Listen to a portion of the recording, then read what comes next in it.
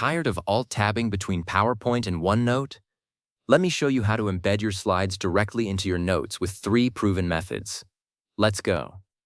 Alright, so we're going to cover 3 ways to do this. First, the file printout method, which is best for actually taking notes on top of your slides. Then, we'll look at using a cloud link for interactive playback. And finally, the file attachment option, which is perfect for just storing the document in your notes. Let's start with method 1. So the first method is all about getting your slides into OneNote as images that you can write on. This is my go-to when I need to annotate a lecture or a meeting deck. Start by opening the notebook and the specific page in OneNote where you want everything to go. Now look up at the top ribbon and click the Insert tab. From there, you're going to click File Printout. This doesn't actually print anything to paper, it just tells OneNote to grab each slide as a picture. Go ahead and locate your PowerPoint file on your computer, select it, and click Open.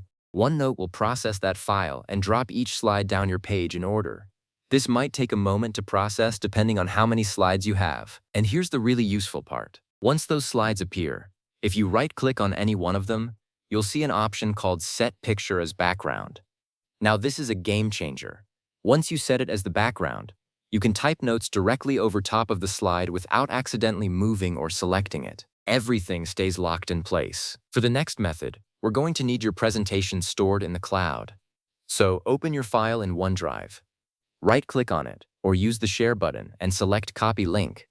Then head back to your OneNote page and just paste that link in. Ctrl+V works perfectly. OneNote will take a few seconds to process that link, and then it will display an embedded interactive PowerPoint window right inside your notes. You can actually click through the slides without ever leaving OneNote. This is perfect if you want the full animations and transitions to work. Now for the third method. This one keeps your OneNote page clean and tidy. Click on the Insert tab again, but this time choose File Attachment. Locate your PowerPoint file, select it, and click Insert. OneNote will add a small file icon to your page, and you or anyone else can double-click it to open the full presentation. This is great for simply storing the file alongside your notes without cluttering up the page with slide images. So to quickly recap, you have 3 solid options. Use the file printout when you want to write directly on the slides. Use the cloud link when you need the interactive presentation experience. And use the file attachment when you just need the document stored neatly in your notes. You can make your choice based on what fits your workflow best. Thanks for watching and happy note-taking.